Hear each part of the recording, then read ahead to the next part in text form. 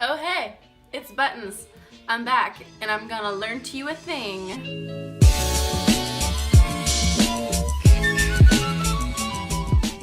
So here it is, the beginning of my brand new 101 series. As you can see, I have a graduation cap on, signifying that we're going to be gaining knowledge and a lot of learns today.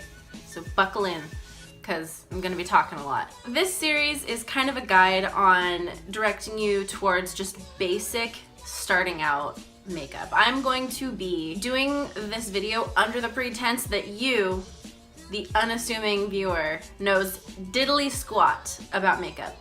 If you do know more than the collective amount of diddly squat about makeup, then this might be a little bit redundant for you. Nonetheless, I feel like it's a good guide to use when you're trying to start out, or if you want to learn more about something that you might not know much about. You know, you might have a good idea as to how you do your own makeup, but maybe my perspective can give you something new to learn. So we're always learning and improving, and I like to keep that mindset. It's a good way to live.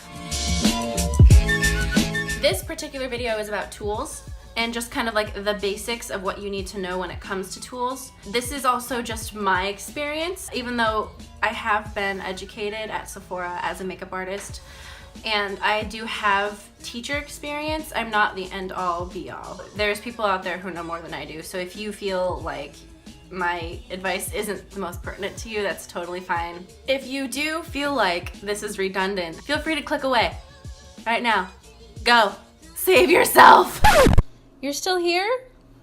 Well, shucks. Thanks for sticking around.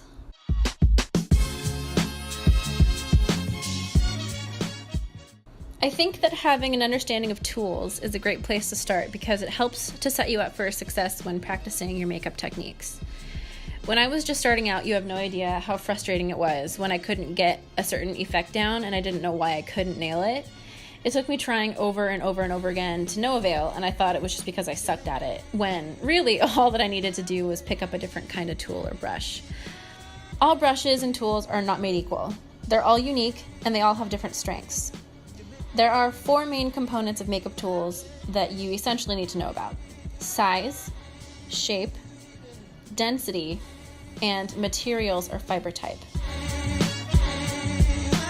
The size of your brush or tool determines how precisely or not precisely it'll pick up and place a product onto a certain area of the face or body.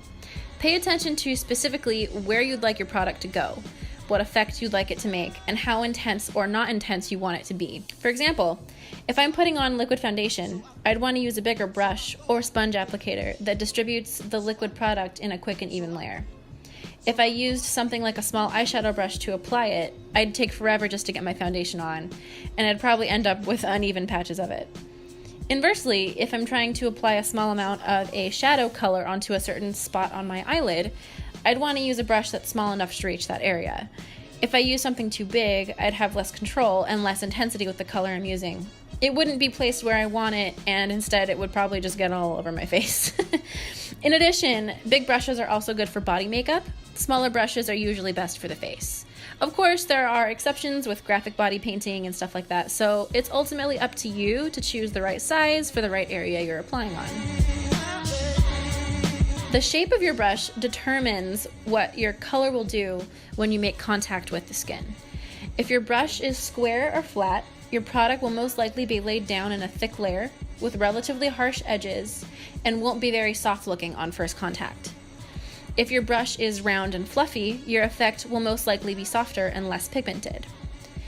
The main thing to ask yourself when choosing the shape of your brush is, what do I want this color to do for me? And then decide accordingly. Now, I feel like density and texture gets less attention than it should, but in my experience, it's always been the most preference-based thing in the beauty community when it comes to tools. If you have the right brush strokes, you could theoretically make any brush do anything you want to if you really tried. However, using different densities and textures helps to vary your effects easier and to make sure that you're using your products to their and your fullest potential. My general rule is, if it's flat, you pat. If it's fluff, you buff. Knowing this will help you in most all areas of determining what density or texture will work best. There's all kinds of flat and fluff, and all kinds of things that are both varying degrees of flat and fluff combined. A flat brush is usually high in density, meaning that there are a large amount of brush hairs that are packed together tightly and pressed or pinched into a shape that looks like a paddle. When a brush has a high density, it also usually picks up more product because there are more hairs in the brush. Each hair picks up a bit of product, so the more hair it has, the more product it will pick up, and also consequently lay down or deposit onto the skin. A fluffy brush is usually lower in density, meaning there are less amount of hairs, and it's usually not pinched very tightly, so you'll notice that it has a circumference or a round shape to it at the tip. These types of brushes are commonly used to blend, diffuse, and soften existing color, applied in circular motions without product on them, if the purpose is to blend. They don't pick up or pack on large amounts of color due to the fact that they don't have very many hairs. Some fluffy brushes do have higher densities, so those can be used to pick up and apply big blended colors. Generally, just pay attention to the densities that work best for the varied types of products you're using. I'm going to tackle a little bit more of unique stuff in this segment. There are brushes, and then there are the general remainder of the gamut as far as tools and applicators go, and with that comes an infinite amount of materials that a tool or applicator could be made of, or just an infinite amount of random objects that you could use on your face. I mean, shit, Jeffree Star and Manny MUA used beauty blenders inside of condoms to apply their makeup, so really, in this day and age, I guess anything goes. That being said, I'm not going to overwhelm you with all of that. I'm just going to show you what I have and how I make do with it. There are also a couple things I do not own, but I feel are good to have if you're making a career out of makeup artistry, which I will include towards the end. To start on brushes, there are generally two types of fibers. You have natural fibers and synthetic fibers. Natural fibers usually work best with powder products since they're more coarse and they pick up and move powders really well. They're usually made from the hair of an animal of some sort. Sable, which is a really, common species of rodent, is a super usual material for natural fibers to be made of. Synthetic fibers are best used with cream products since they're usually made from some type of Taklon or nylon. They're not as brittle or fragile or absorbent as natural hair fibers, so when using heavier products like creams or liquids, it's best to prioritize those types of brushes that have those types of fibers.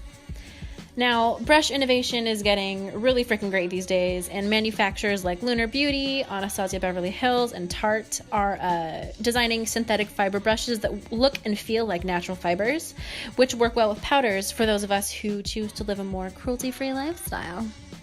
Other tools you might want to consider having in your collection can be sponges, disposable spoolies, powder puffs, tweezers, eyelash curlers, scissors, bobby pins for fake freckles or polka dots, spatulas, and metal palettes used for mixing things. If you're a professional in the makeup industry, sanitation laws also require you to have disinfectants, tool cleansers, disposable implements, and some kind of designated receptacle in your kit that's labeled dirty or used or soiled or something to that effect, just so that you can tell the difference between clean tools and dirty tools, and you're not using them on people and being dirty and stuff, if that makes sense. So that's pretty much it as far as tools go. If you have any questions or specifications that you'd like me to make, please feel free to DM me in my social media down below. I'm gonna have a list of all of the brands of the tools that I used as well, which will also be in the description box. And I think that's it. So thank you so much for watching. Like, subscribe, all that good stuff. And I'll see you in the next one. Bye. The things I'm willing to do for video content. Oh, that's cute. Yeah, not right now, but I can't take myself seriously with this cap on. You see, my laptop is sitting right over here, and that's where all my notes are. And I'm looking away oh, what do I say? What do I say? Making videos is hard.